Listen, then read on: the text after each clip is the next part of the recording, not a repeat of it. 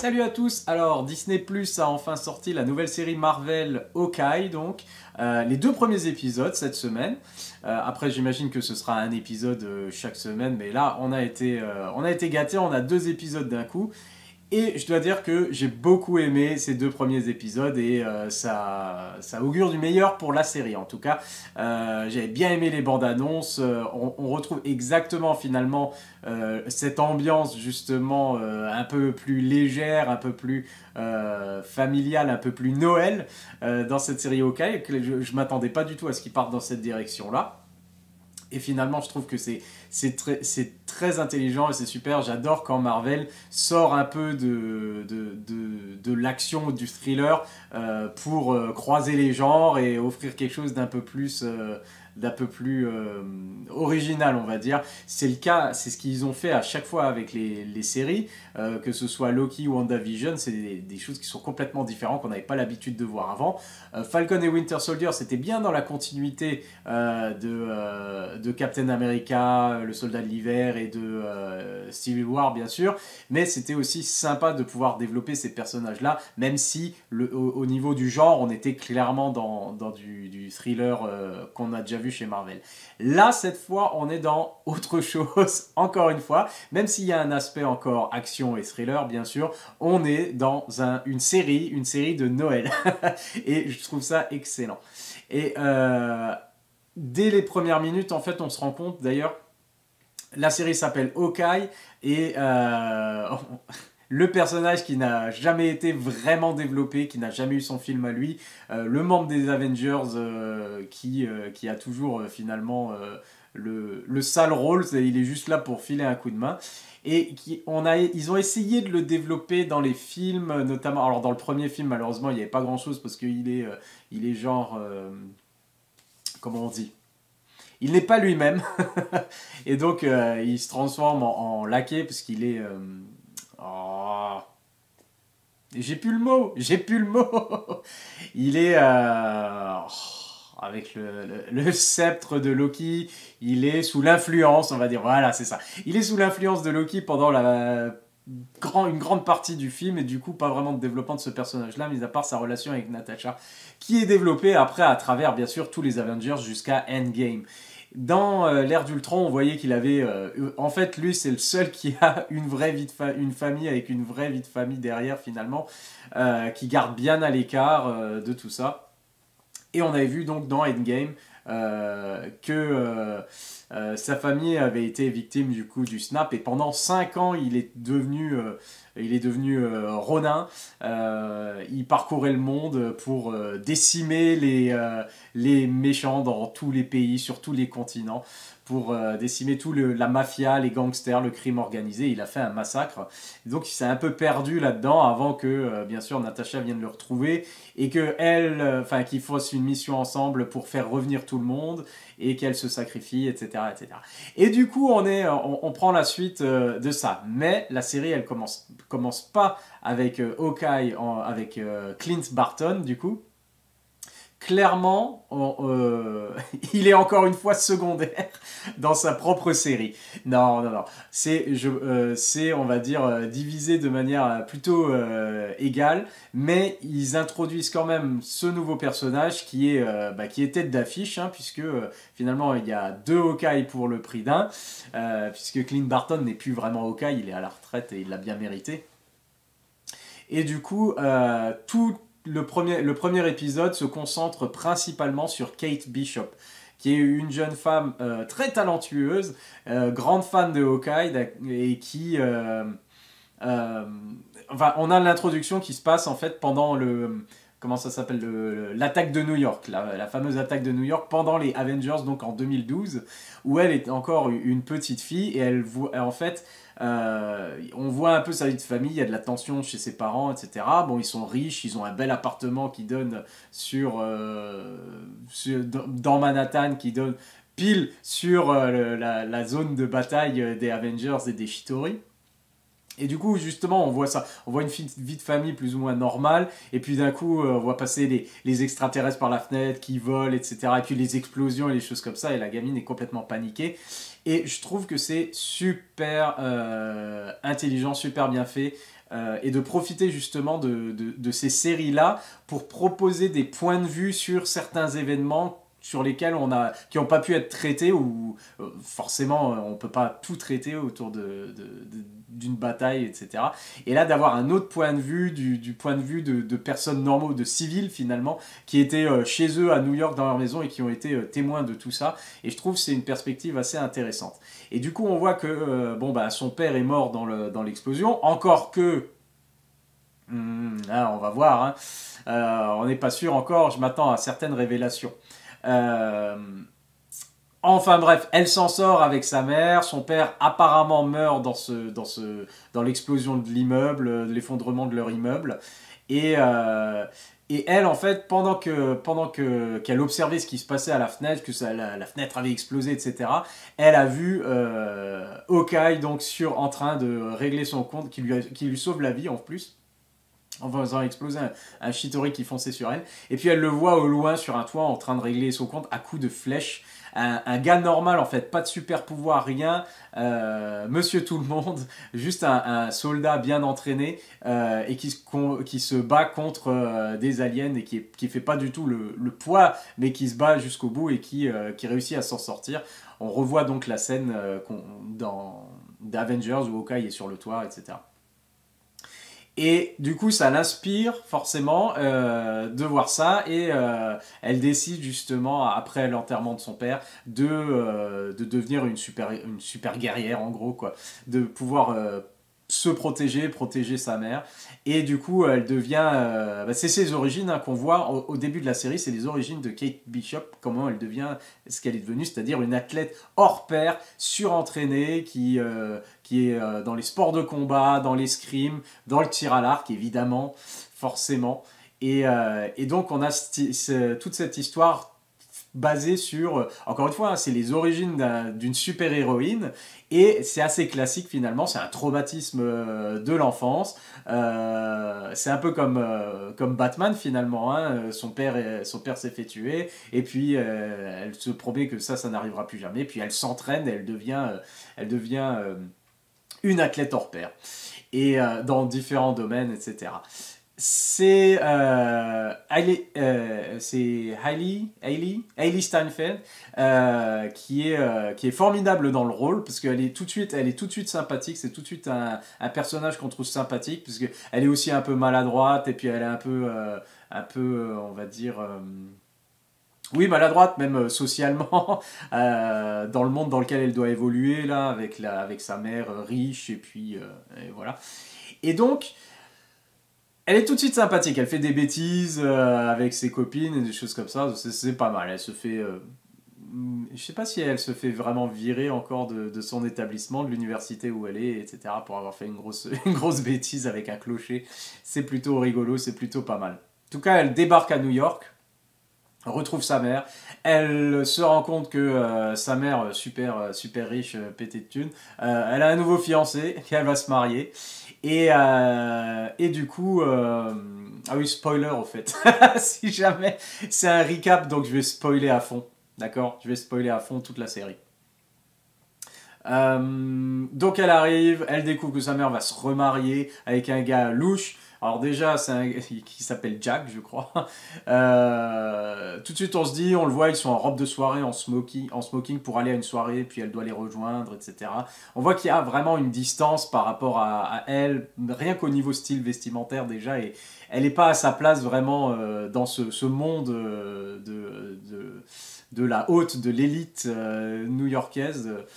Et on voit déjà donc la tension justement de la relation avec sa mère.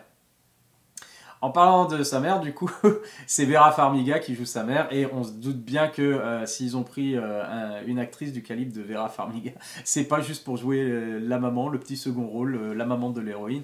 À mon avis, vu comme il la présente, tout de rouge, vêtu comme le diable, à mon avis, elle est pas claire, et elle pourrait très bien être le grand méchant finalement de cette série, qui est derrière beaucoup de choses.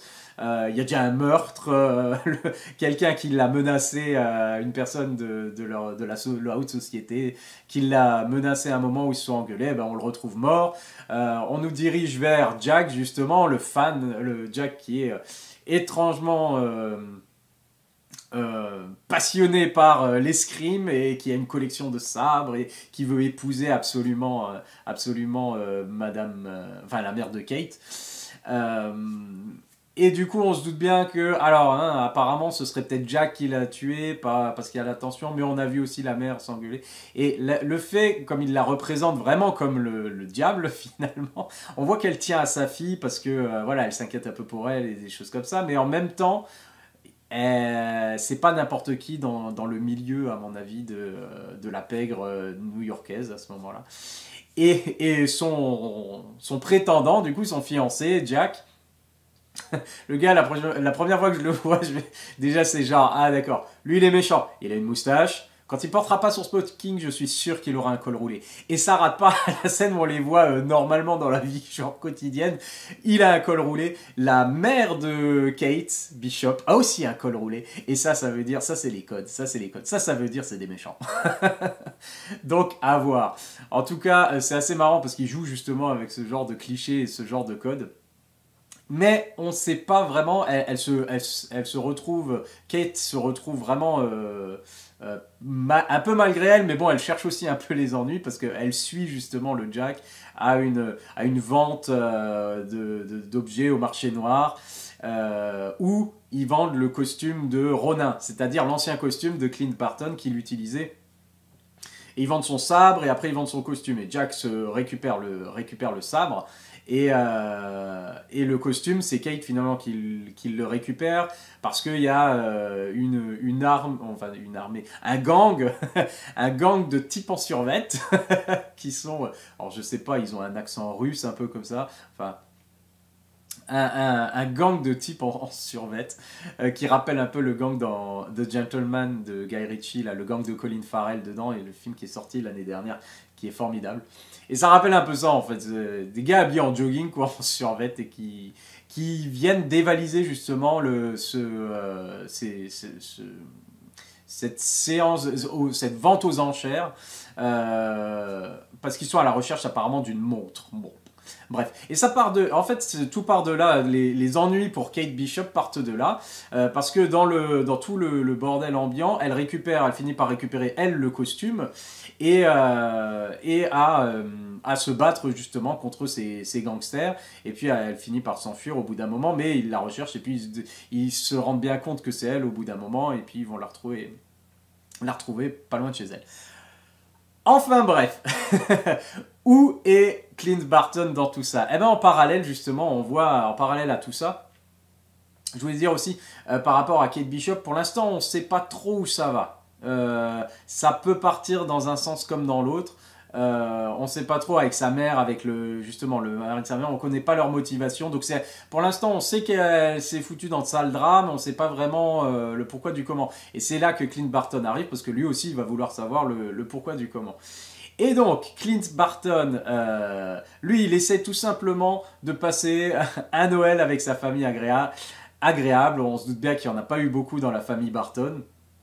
Mais là, c'est bon, il est à la retraite, c'est Noël, etc.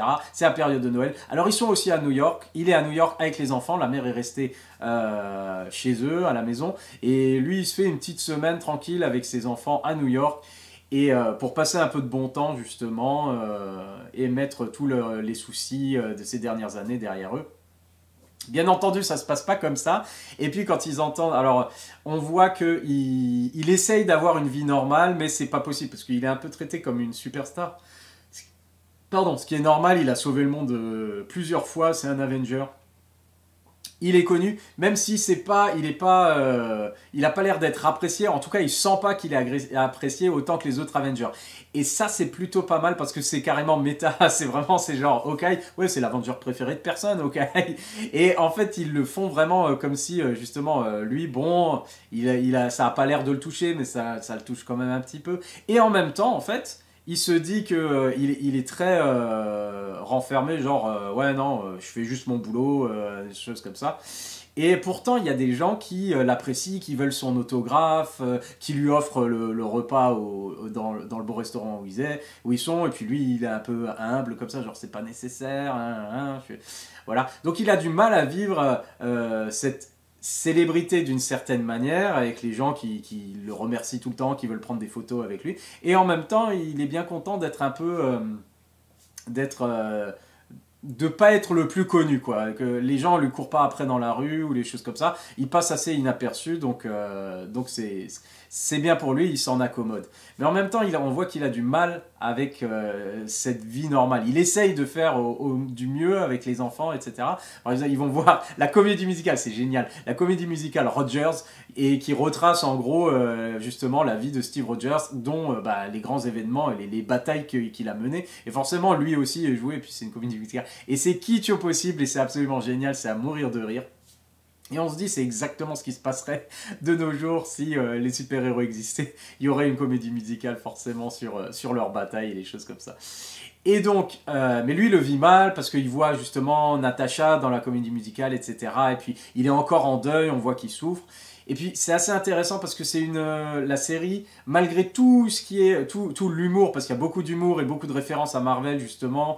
Et ça, c'est quand même à propos de Hawkeye et du drame de sa vie. C'est à propos de Kate Bishop aussi, de son traumatisme. Donc ça parle de choses très sérieuses et de manière très, pas légère, mais dans une ambiance assez légère, mais il y a quand même des éléments très sérieux, assez dramatiques, comme Kate Bishop, le traumatisme, essayer de trouver sa place, il y a des problèmes de relation avec sa mère, avec le futur époux de sa mère, etc., etc.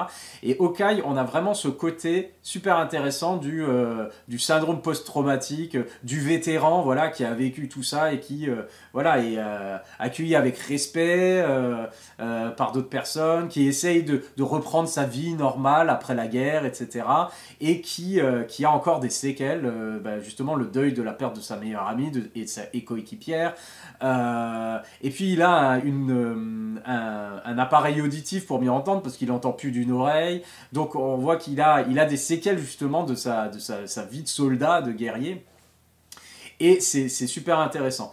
Et du coup, il y a ce côté aussi, malgré tout l'humour, parce qu'à un moment, il participe parce qu'il est à la recherche. Voilà, il sauve Kate Bishop.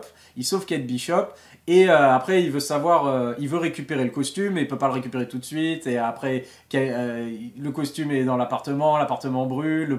Il y a un pompier qui récupère le costume parce que voilà. Et ce pompier-là, il participe à un jeu de rôle un peu moyenâgeux comme ça, où ils font des quêtes, où ils font semblant de se battre, etc. Et du coup, lui, il doit aller et il est un peu obligé. Il se retrouve dans des situations assez drôles où justement, on sait que c'est un grand guerrier, il a battu des extraterrestres et Thanos, etc. Il se retrouve à devoir faire le clown et participer, pour pas faire de vagues, il accepte du coup malgré lui de participer à ça afin de récupérer son costume.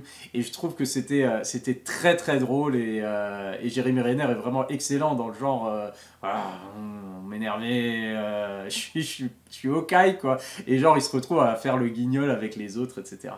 Mais malgré tout, c'est super sérieux finalement parce que malgré on va dire le décor un peu comédie, il se retrouve quand même à se battre, bon avec une épée en mousse, mais à faire une petite scène de combat contre quelqu'un qui porte le costume de Ronin, genre vraiment ce qui un personnage de sa vie qu'il aimerait oublier ou qui regrette, voilà, et qui veut pas... Personne ne sait qui était Ronin d'ailleurs, personne ne sait que c'était lui, parce que sinon il aurait des problèmes. Mais voilà. Et du coup, j'ai trouvé ça vraiment excellent, même dans la blague, même dans l'ambiance vraiment sympa et de ce jeu de rôle, eh ben, il se retrouve à se battre finalement contre une version très négative finalement de lui-même, qu'il aimerait bien laisser derrière lui. Et donc j'ai trouvé ça vraiment sympa. Et l'ambiance de Noël, vraiment, c'est conçu comme une comédie de Noël. On a du coup Hawkeye qui est un peu, malgré lui du coup, il fait la promesse à sa fille parce qu'il est fou quand il va essayer de retrouver le costume de Ronin parce qu'il voit que Kate est passée aux informations, etc. Il renvoie les enfants à la maison et il doit régler le problème, quoi. Il se sent la responsabilité de régler le problème. Et du coup, il promet à sa fille qu'il sera à la maison pour Noël. Et c'est vraiment, voilà, c'est un film, c'est une série de Noël où il a une mission, il a fait une promesse, il doit tenir sa promesse et être rentré pour Noël. Et en même temps, il se retrouve, malgré lui, du coup, flanqué d'une gamine qui, lui, forcément, il trouve agaçante. Pour faire sa mission, etc. Et puis il croise des gens, et puis il leur apporte le sourire, et puis peut-être qu'il commence à apprécier un petit peu finalement voilà, le contact avec d'autres personnes qui l'apprécient, etc. Et du coup, ça fait vraiment, on a l'impression que c'est l'histoire du Grinch, et que Clint Barton, c'est un peu le Grinch. Il est un peu grincheux, etc. Et puis il a une gamine toute motivée, toute fan de lui, etc. Qui essaye de le dérider, et puis voilà. Et lui, il est vénère, etc. Mais il rencontre plein de gens, et peut-être que son cœur va finir par grandir, et puis après, il appréciera finalement. Il laissera de côté, justement, ça va l'aider à passer l'étape du deuil, et puis à passer à autre chose, à rentrer dans la vie normale, à apprécier la vie quotidienne, etc. et le contact avec les gens. Donc, ça a vraiment l'air de prendre cette direction-là, et ça me plaît vraiment beaucoup. Et du coup, on va voir ce que ça donne, parce que à la fin, on rencontre une des méchantes du film, apparemment, qui est chef du gang, qui essaie de récupérer une montre. Alors, on ne sait pas exactement les motivations pour l'instant. Et c'est Echo, donc c'est une personne qui est aussi sourde. C'est une héroïne qui est sourde. Et on va voir si, voilà, héros, vilain, anti-héros, qui est-elle? Et on va le découvrir dans le prochain épisode. En tout cas, c'était vraiment, j'ai vraiment beaucoup aimé ces 2 premiers épisodes, à la fois pour le côté, pour les personnages, retrouver Clint Barton et puis en découvrir un peu plus sur lui, et ce côté justement vétéran qui a du mal à se faire à la vie normale, et voilà, et Kate Bishop qui est un personnage très attachant. Il y a un très bon travail qui est fait sur le développement de ce personnage, même si pour l'instant, alors on ne sait pas trop dans quelle direction ça va partir. En tout cas, c'est déjà fort sympathique. On passe un beau moment, on est diverti, il y a déjà des bonnes scènes d'action.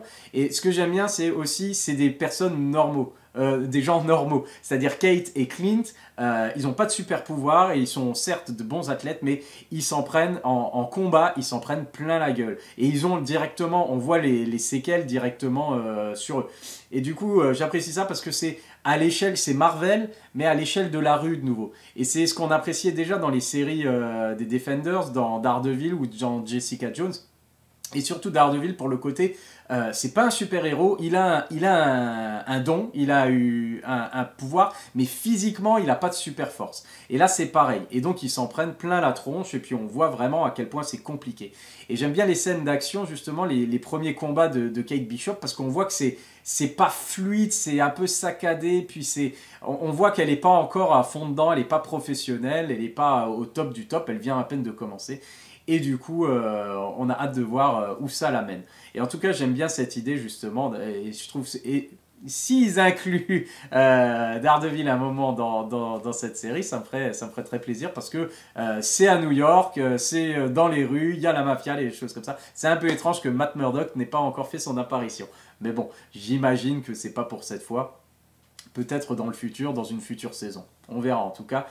Donc j'ai vraiment beaucoup aimé, j'ai hâte de voir la suite, et puis si ça continue aussi bien, je ferai un recap pour toute la saison. Sinon, si j'ai pas le temps, j'attendrai la fin de la saison et je ferai une critique générale.